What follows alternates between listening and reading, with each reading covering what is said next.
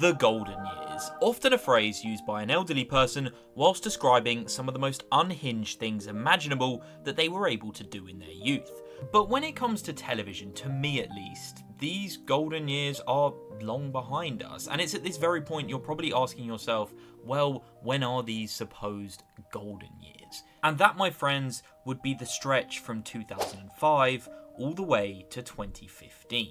The quality of television produced in this decade was absolutely outrageous. I mean, it was more stacked than the 2016 Golden State Warriors. So I'm just going to list off some series that were airing on cable television during this time period. You had Game of Thrones, Breaking Bad, The Walking Dead, True Detective, Dexter, The Sopranos, Lost, Suits, The Wire. I mean, the list is genuinely endless. And whilst yes, without a doubt there are exceptions prior to and post this time period, in my opinion, they are few and far between. But why is this? Well, in today's video, we are going to answer that very question. Has there been a lack of quality in recently produced series, or is it just that sweet, sweet nostalgia talking? So, sit back and relax as we delve into the golden age of television.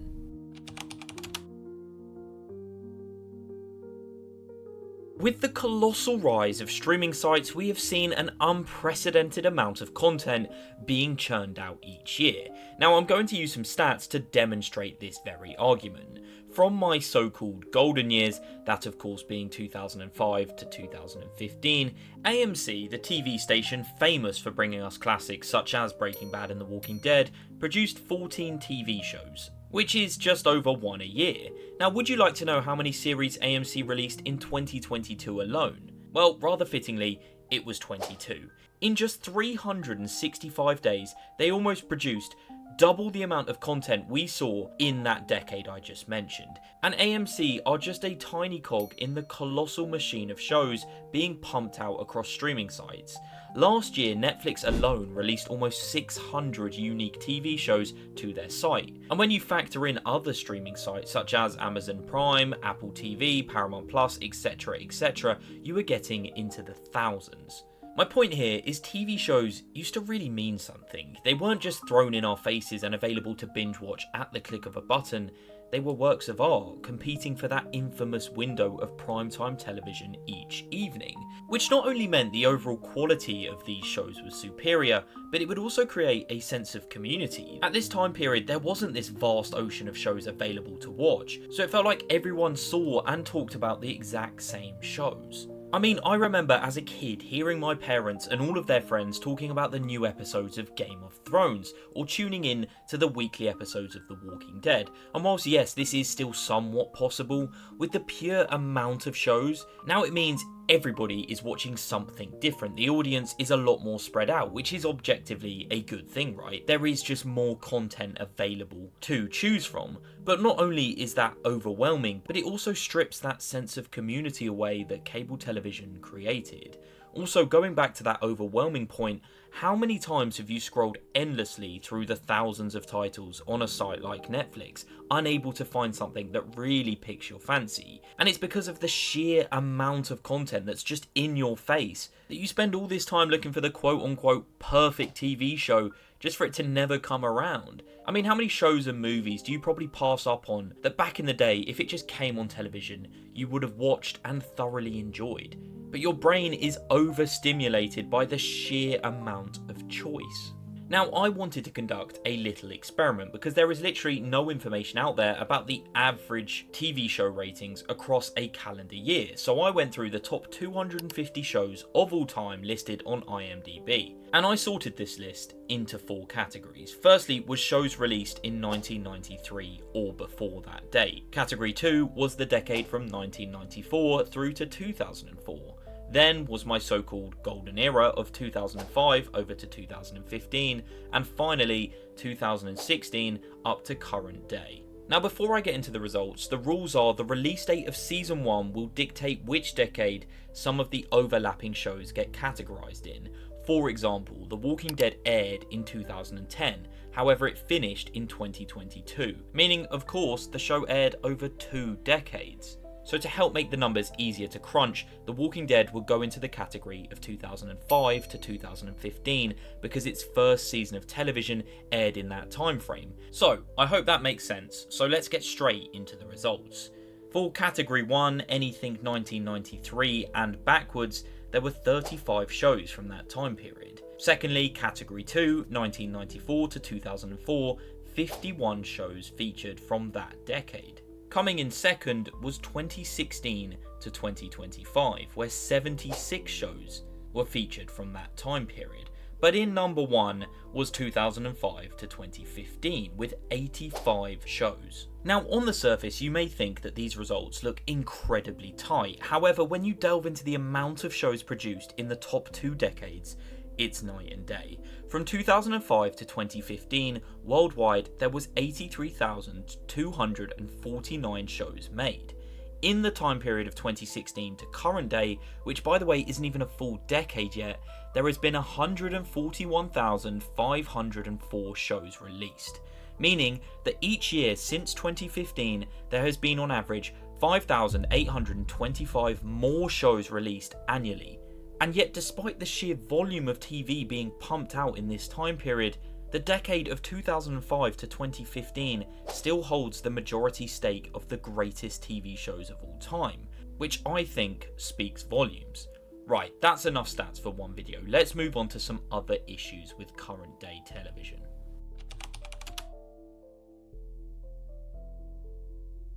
Binge watching, arguably the biggest change to television in recent history. Gone are the days of week-to-week suspenseful episodes culminating in an intensely anticipated season finale.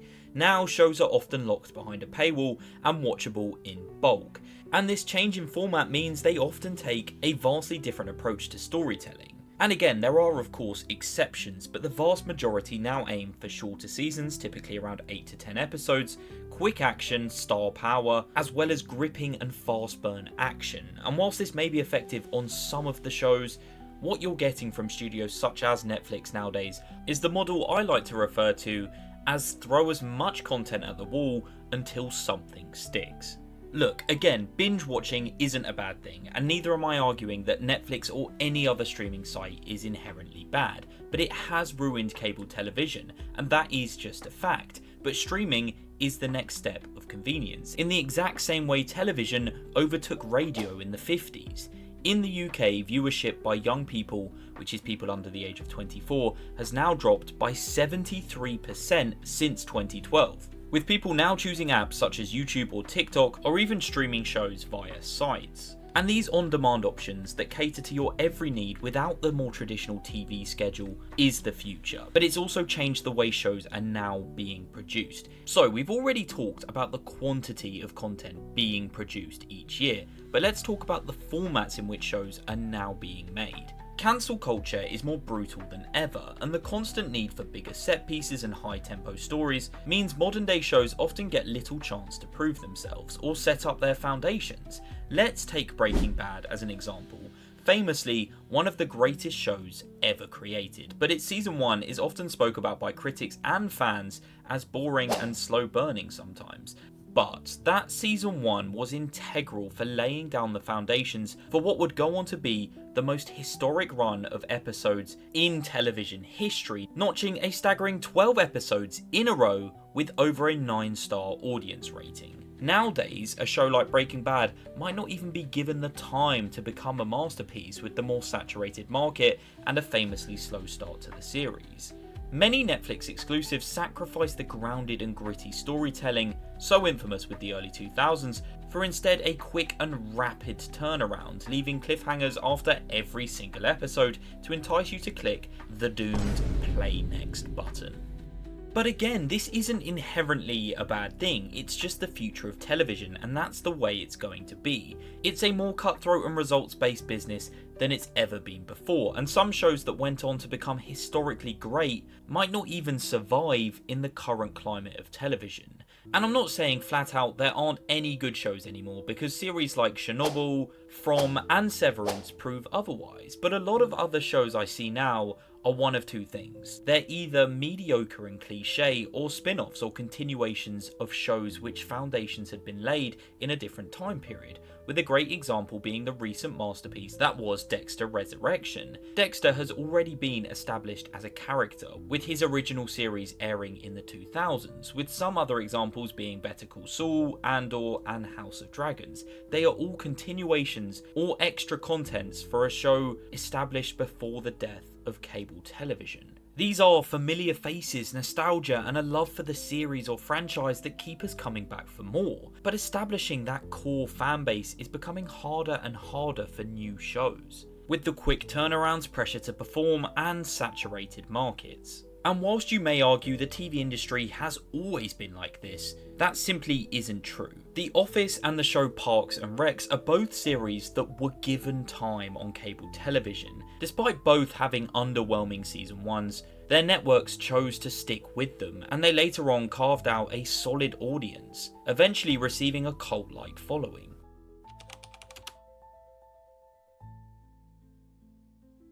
Another key reason for the success of television series in the decade of 2005 to 2015 was talent. Big name actors had started choosing TV shows over films, which is something that had never really happened prior. TV was no longer viewed as a lesser medium, and in fact became a place for the best in the business to tell deeper and meaningful stories that wouldn't have been able to be condensed down into the 1 to 2 hour runtime of a film. Huge names like Bryan Cranston, Matthew McConaughey, Andrew Lincoln, and Terry O'Quinn were not just stepping into the world of television, but dedicating multiple seasons to be the face of these projects. And directors who struggled in the world of Hollywood flourished with the longer form of storytelling. Figures like David Chase, Matthew Weiner, and Vince Gilligan all started to show the world what they were capable of. And overall, it was just an incredibly exciting time for television. There was so much talent involved in every series that was airing, and with the rise of television we saw the budgets increase, meaning the spectacles only grew, rivaling even the best blockbuster films. TV was starting to offer a place where people could not just reignite their careers, but also reinvent them. Again, let's take the case of Bryan Cranston. He went from being a typecasted sitcom dad to an Emmy award-winning lead actor. The stigma completely vanished around TV being a step down from movies, and what you got was an influx of talent injected into the world of television. And this directly resulted in some of the best and most meticulously crafted works of art to ever hit our screens. I think due to this influx of talent and the fact many of these amazing shows were all competing for that infamous couple of hours each evening, meant studios were putting on an absolute clinic. Now, I'd quickly like to demonstrate the good this did for television with the concept of Messi and Ronaldo in football. And you're probably thinking, what the hell is this? Well, they are both the best to ever do it, but the fact they existed at the exact same time motivated them to be even better. Messi would not have been as great without the competition of Ronaldo, and Ronaldo wouldn't have been as great without Messi. The two of them fueled each other to go above and beyond what we thought was capable in the world of football, and it's the exact same for TV. The greatness of some of these shows fueled the others and created rivalries and fierce competitions amongst each other that only elevated the viewing experience for us, the audience. Cable television created a somewhat arms race for all these TV series, culminating in what, in my opinion, was the golden age of television, resulting in not just the average TV show at this time being better, but also meaning we got such an abundance of all-time great shows. And I truthfully don't know if television will ever be this way again. That community feel of everybody watching the same few shows every week just get better and better whilst trying to outdo each other is something I doubt we will ever see replicated to the same effect. And I truly believe this was the peak of television.